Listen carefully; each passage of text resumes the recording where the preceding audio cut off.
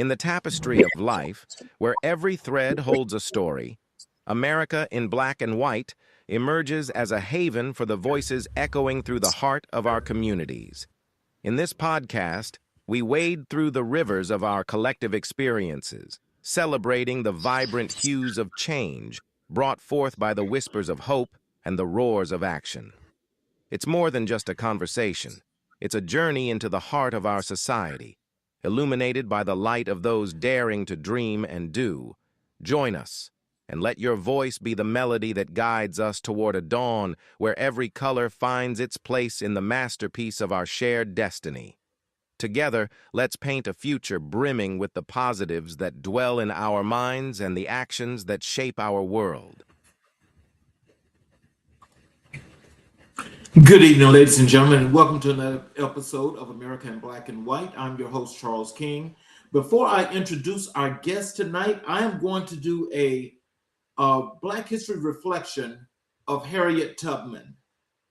She was born into bondage, but refused to remain there.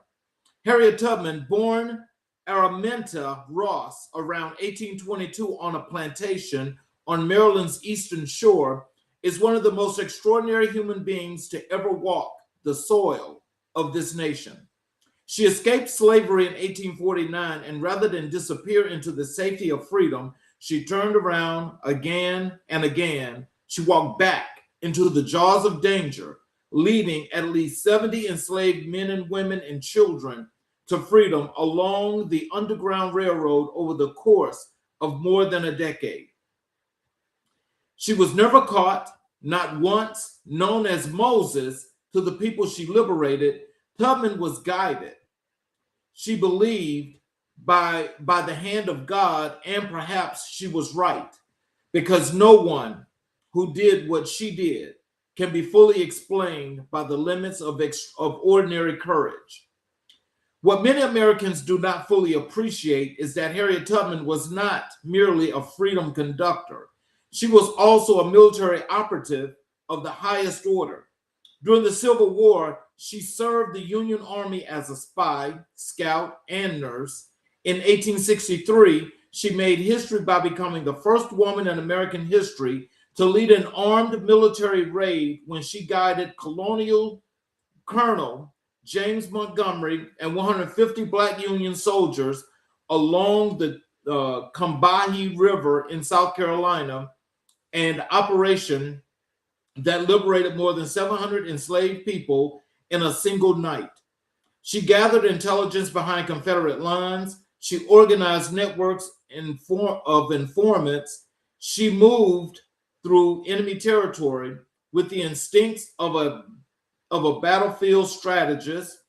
Before there was a normal role for women in the U.S. military, Harriet Tubman had already written that chapter in blood, in sweat, and in victory. Beyond her military genius and her freedom of work, Tubman spent the remainder of her long life advocating for those most left behind: the poor, the sick, the elderly, the disenfranchised. She supported the women's suffrage movement. She opened her home as a refugee. She understood long before public health frameworks were invented that the liberation of a people must be holistic.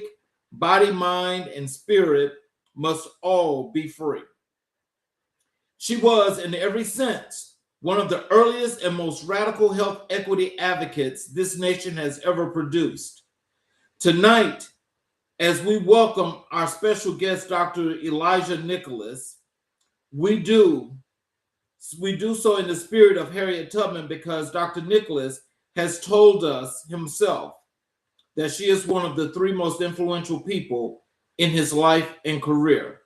And when you listen to the arc of his life, the parallel is unmistakable. Like Tubman, he wore a uniform and served this nation. Like Tubman, he refused to leave people behind.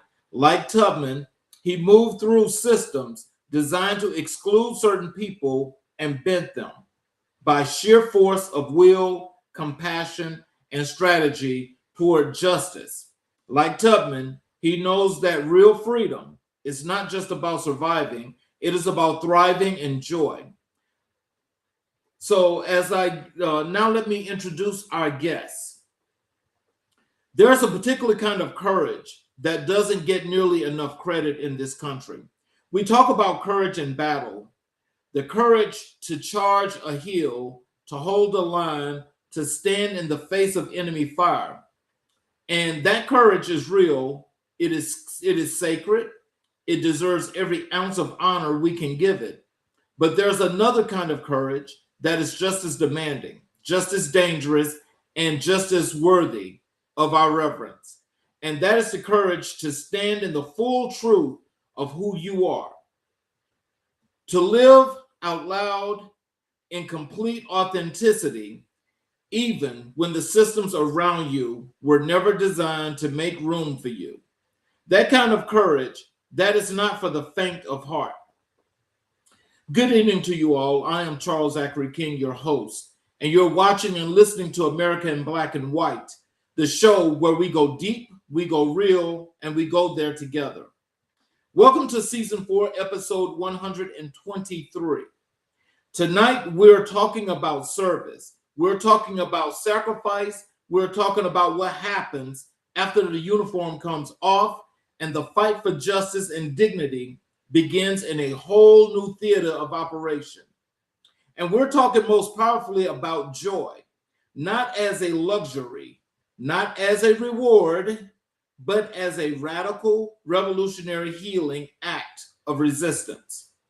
Now, I need you to understand something before I bring tonight's guest in.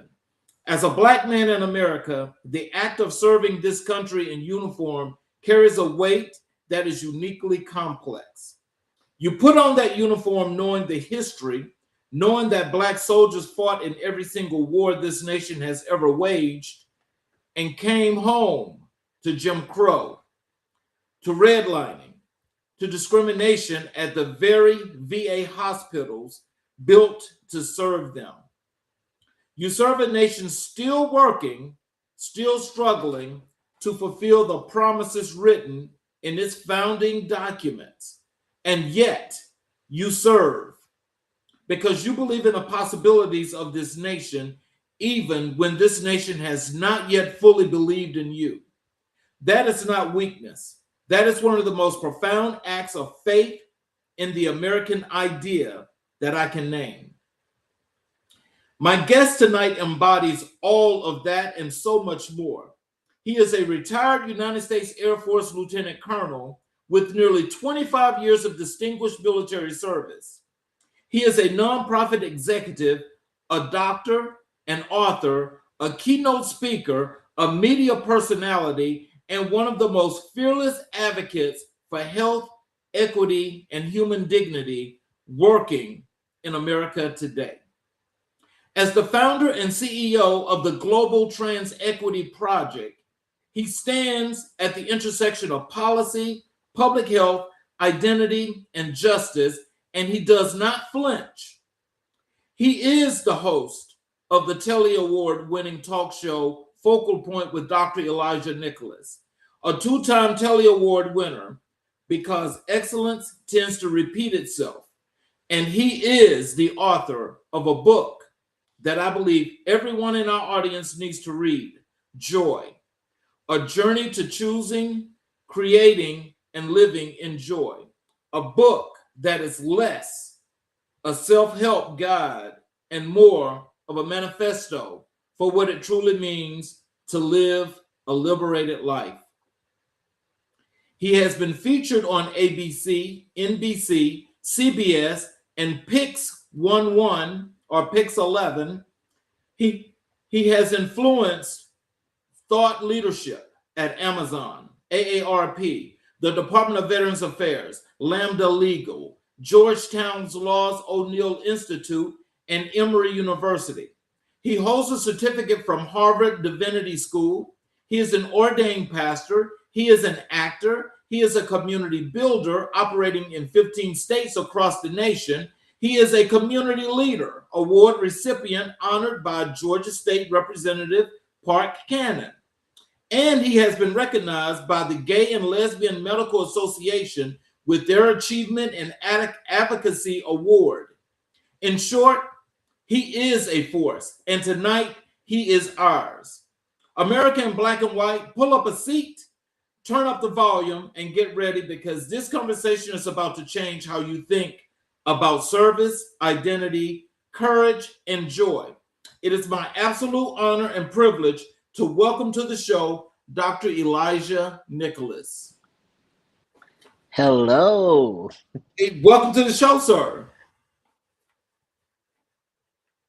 Can you hear me?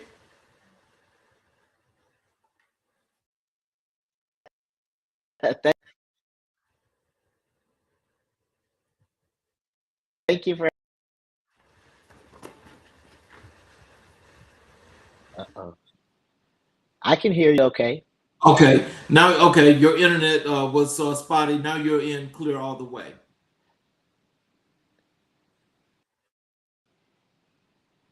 Okay. Let me see if turning my Wi-Fi on might help a bit.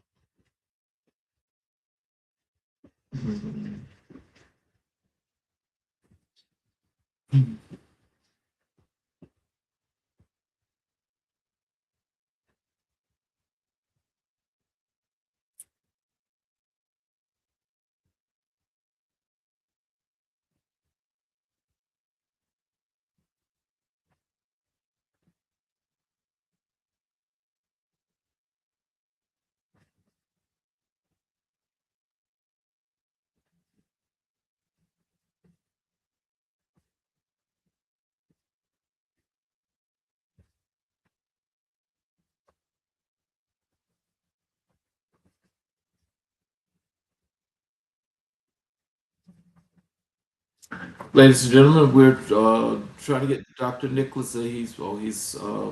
He's back, and there we go. Can you hear me? Can you hear me?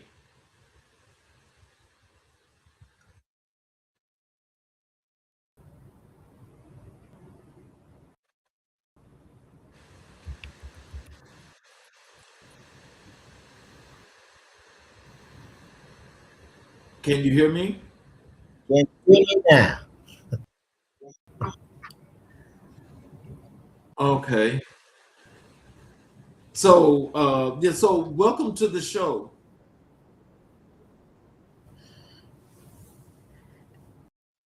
Thank you. I have a little bit of a delay on my side. Is it delay on your side? Well, no, actually, I guess that's just coming from your side, but we can hear you now. Um, is there anything you'd like to say to the audience before we get into the show?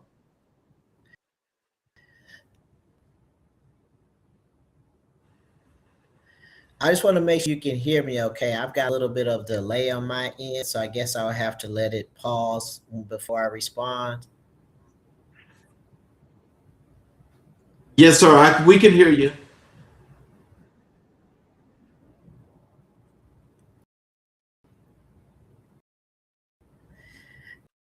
Okay, wonderful. I am Dr. Elijah Nicholas. I was listening to you talk about Tubman and then reading my bio, and I'm, sometimes when we're moving and, and we take time to listen to and heartwarming. So thank you for that generous introduction.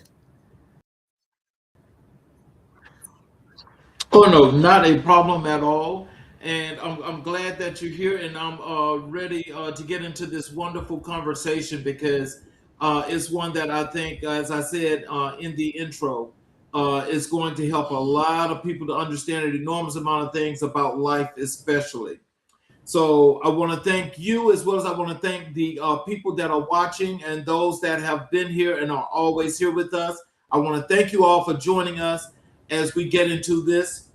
Dr. Nicholas, what I like to start with first is I like to, have you have the audience get the opportunity to learn more about you before we get into all these wonderful things that you do. So I call this like your life story, your journey. And so if you could take us all the way back, where did you grow up and what was the world you came up in like, and what did home feel like? Hmm. So I grew up in Milwaukee, Wisconsin. At that time, um, Milwaukee was actually still pretty segregated when I was born.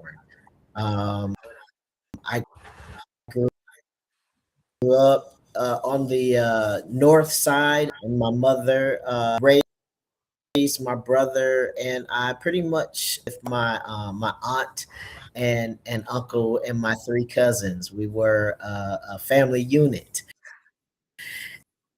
and when I went to school, when I think about the context of the time, were the only two black kids in our school, in most of the schools that we attended. And so we grew up being the first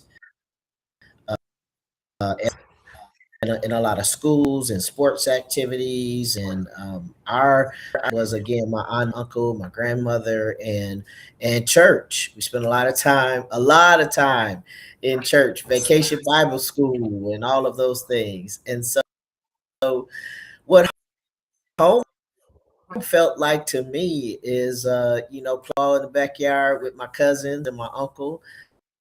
From very young, 3 years old, I were playing with the basketball. My uncle taught me to play basketball, and that was our community. Everybody in the neighborhood would come over to our house, my aunt and uncle's home, which was our home as well, and play basketball. And that's what we did pretty much every day in the summertime. Mm. So tell us about the family that shaped you.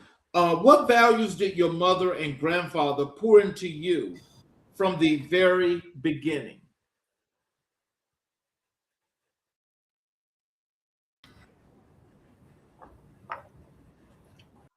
I'm gonna ask if you repeat that because for some reason it's a little choppy. So tell us about the family that shaped you. What values did your mother and grandfather pour into you from the very beginning?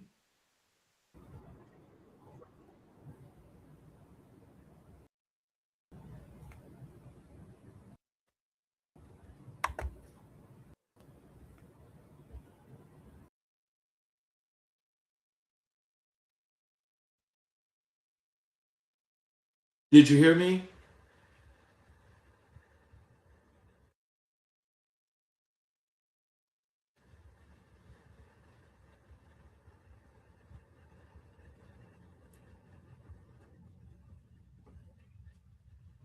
Dr. Nicholas.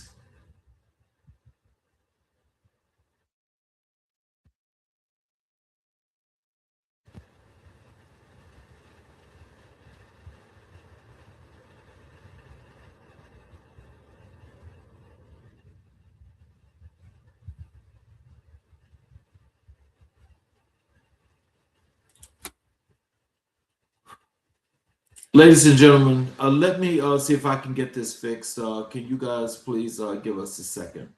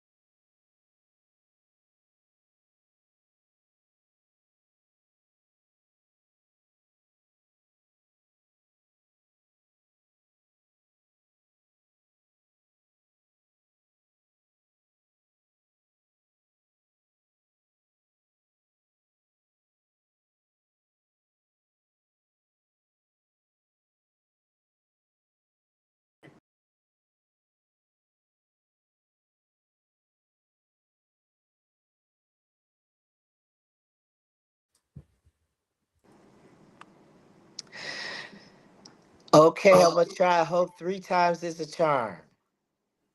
Okay. So again, I was the question was, can you tell us about the family that shaped you? What values did your mother and grandfather pour into you from the very beginning? Oh, my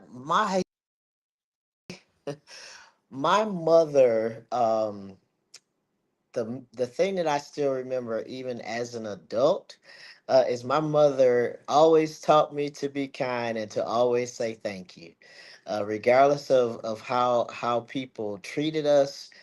Because as I'm not sure it went through, but I was my brother and I were often the only black kids in the class. So we experienced a lot of racism, and so when I grew up, people were the kids were calling us niggers, and the kids were using those derogatory terms, and so even in that, my mother instilled in us to always be kind, to always say thank you, to be compassionate, to love one another, to love family, hold family close, and when we talk about family, community is family as well.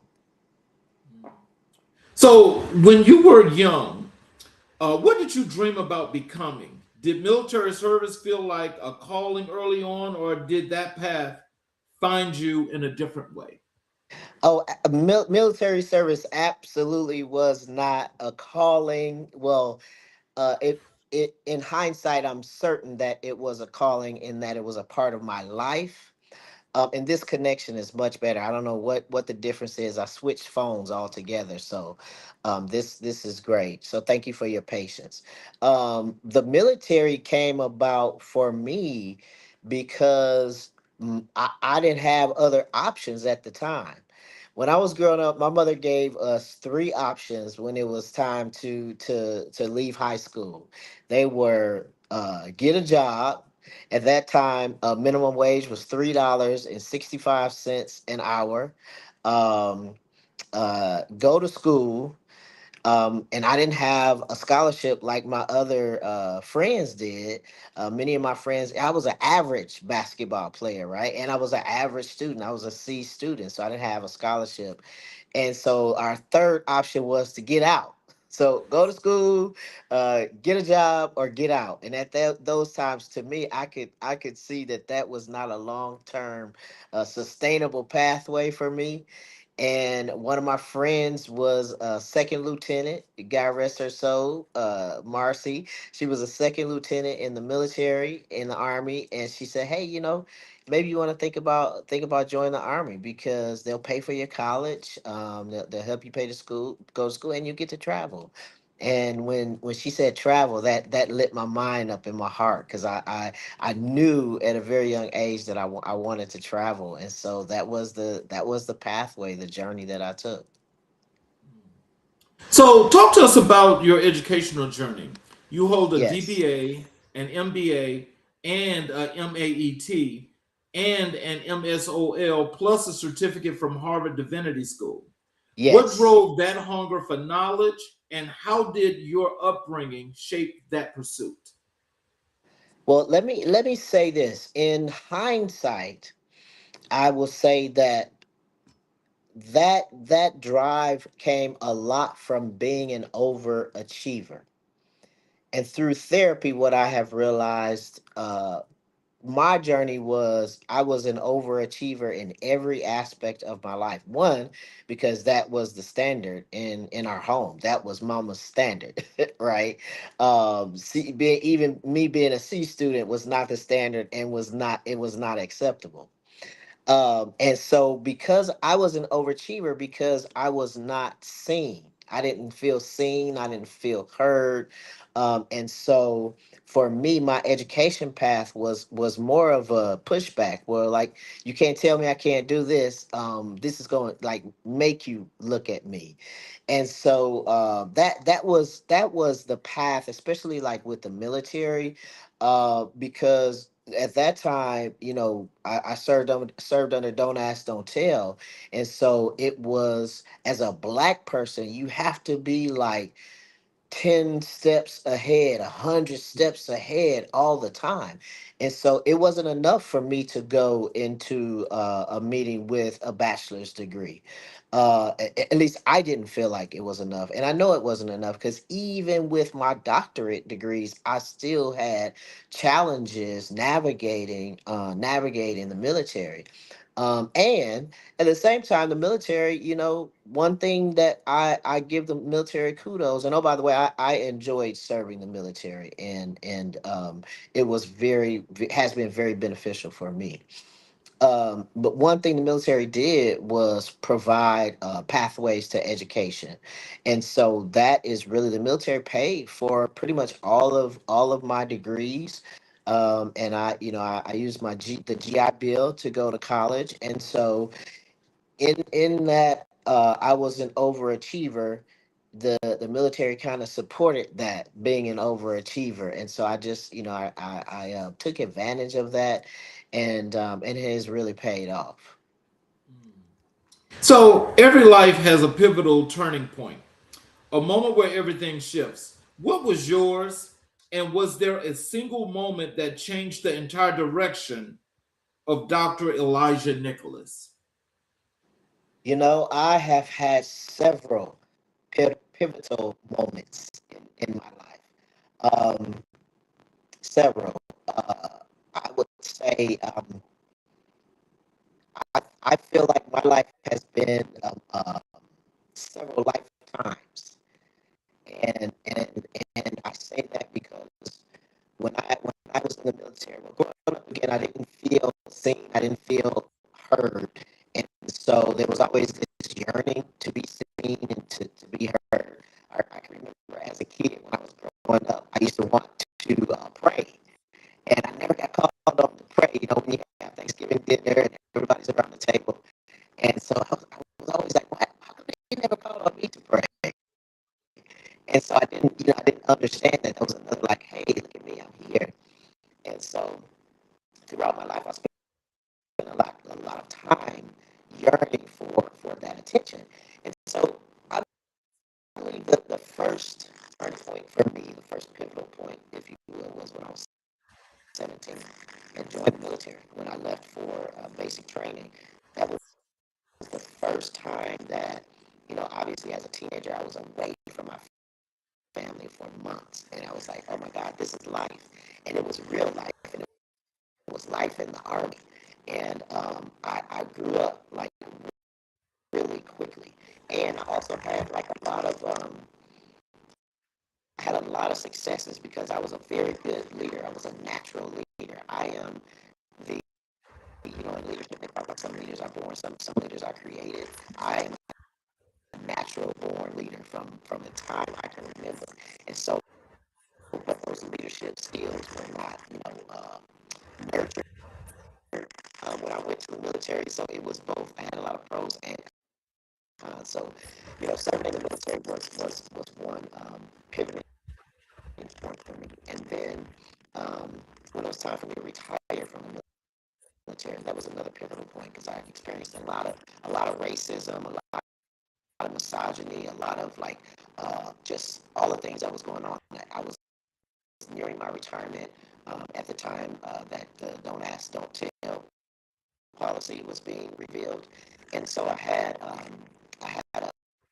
a commander at the time that I felt like she had it in for me, and so much so that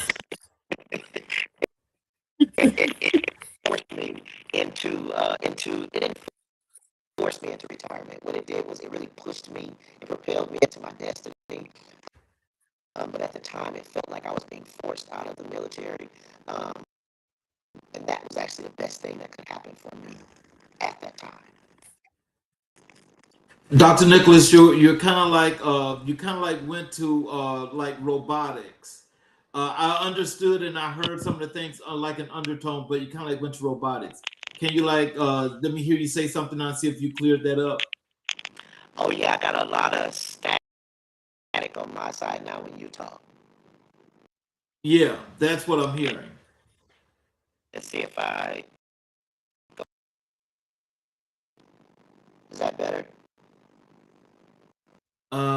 No, it's still kind of like the same, but I just wanted to do a follow up to that last answer because I know exactly what you're talking about when you mentioned how "Don't Ask, Don't Tell" when it was implemented into the service. Because I was actually in the Navy at that time,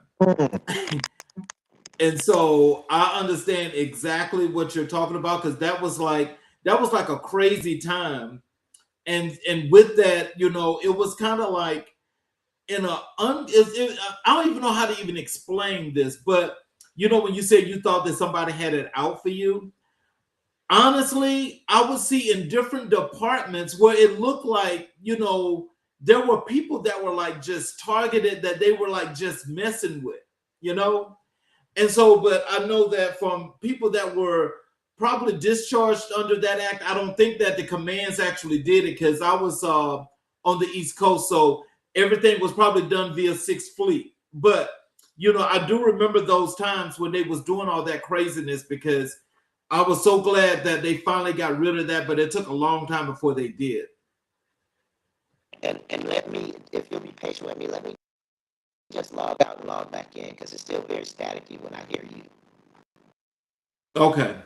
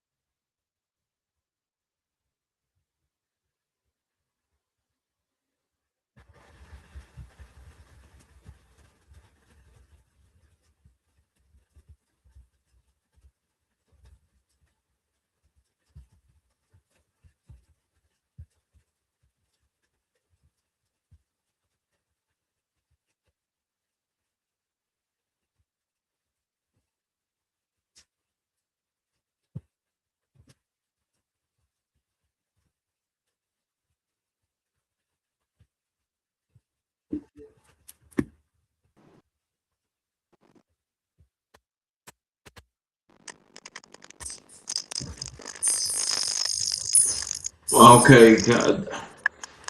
Oh wow, it's still very staticky on my side. Uh,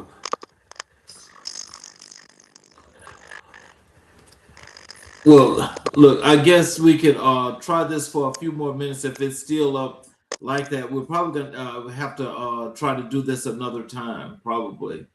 Yeah, I would much rather try it another time. Maybe we can pre-record it because I really want to give you the best responses that I can.